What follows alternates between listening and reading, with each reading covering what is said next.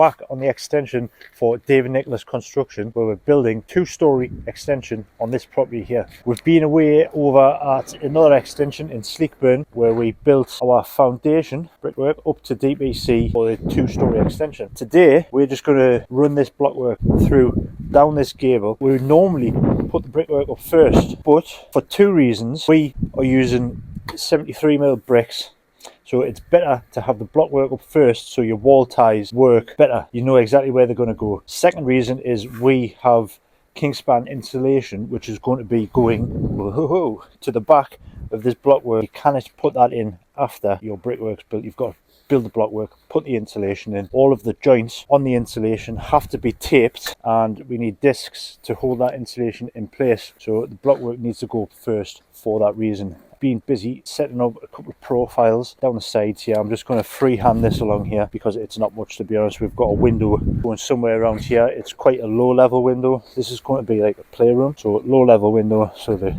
kids can see out into the garden. Yeah, just going to freehand that through, and then for whatever this pillar is, it's not worth having a line on. All that we've done to set this profile up was that just went down the cavity.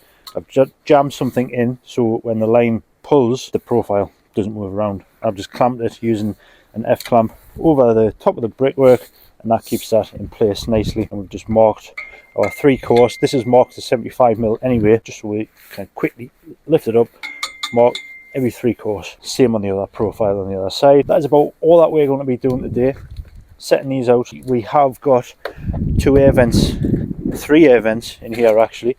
So on top of this first course of blocks down here, we're going to set out our cavity tray. I have already done a video somewhere on our YouTube channel. I'm going to record this again, so stick around. If you don't know how to put them in, or you would like to know how to put them in, hang around. I'll be recording that shortly. And 1, 2, we've got another 2 down the side there. Don't have any more down the back side because that is going to be the garage. Solid floor, we don't need them in there. All of that said, we're going to crack on.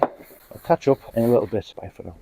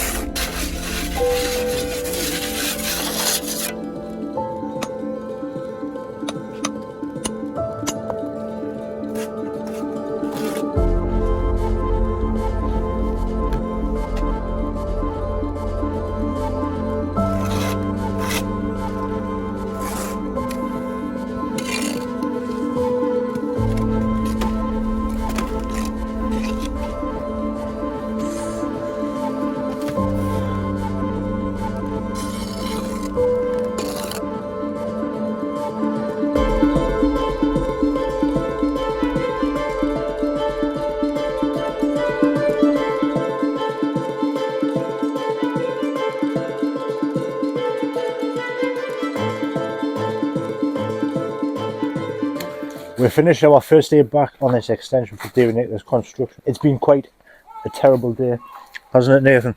We've had unfortunate circumstances, that's what I'm going to say.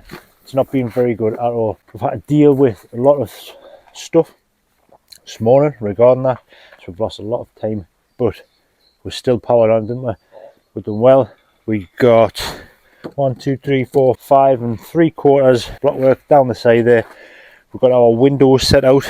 Now this doesn't really look central, this pillar here, in comparison to that. There will be a stud work wall which comes down here. So from the inside we are going to have the same little nib on each side of the window, so it looks symmetrical, which I like to do. It looks really good.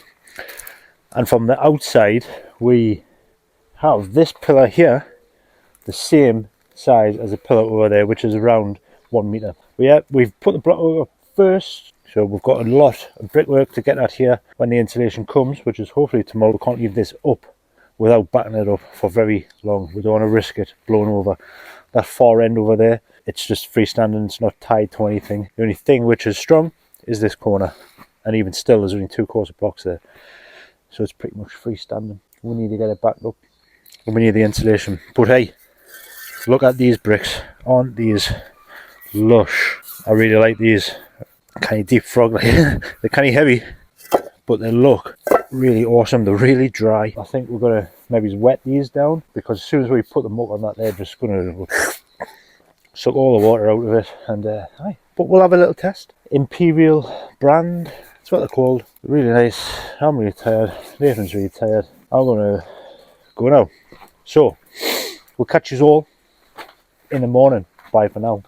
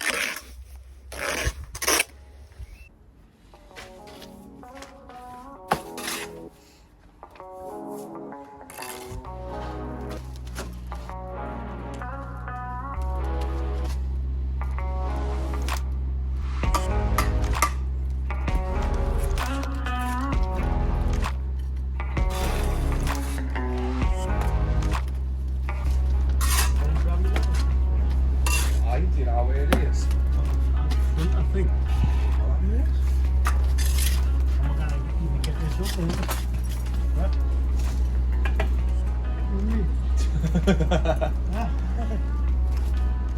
dresser. Trying to go on my shoulders. Just whatever. Yeah. Sit still, you need to my bars there.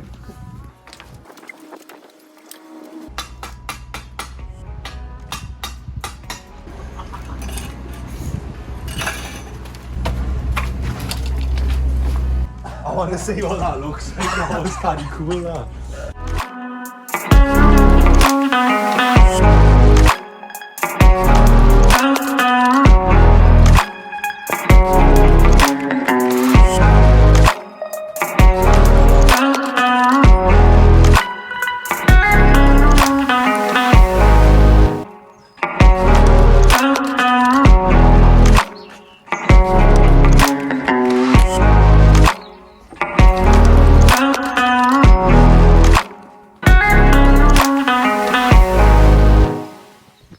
Right, come and have a look at this extension that we've been building for David Nicholas Construction. So we've got our other job in Ashington, which we've left while the ground workers do their part. We've came here, we're getting this, or trying to get this up to scaffold height. It's very awkward, you know, we've got door here, and we've got to work around it, but we just got to take this a little bit higher through there. We've got another course on that corner to go on for our scaffold, which is going to go through here. We cannot do that yet because we need the insulation, and the insulation is on special order, and that doesn't come until tomorrow. No, it doesn't come tomorrow, it comes on Thursday. Tomorrow is Wednesday. We're going to go over the sleep burn. We've got block work to put up, same sort of layout with the insulation, so we need block work up first, then the insulation. So Thursday is when this job gets loaded up with insulation and sleep burn gets loaded up with insulation. So we're kind of stopped here because of the insulation situation, but we've done good. We've had some really bad experiences out of our control on this job, which are now resolved. Yeah, it's been tough, hasn't it? But we keep powering on. The weather's been crap and the situation's been crap, but we kept moving. We've got done, and it looks really good. Like these bricks, customer spec, special brick on the back, which is Imperial Blend Reclamation Red handmade bricks. They're really nice. You can tell they're handmade. Look at the state of it. They're all shapes, all sizes, but really nice. And we stand back here, just take a little look. If we stand back here and take a little look,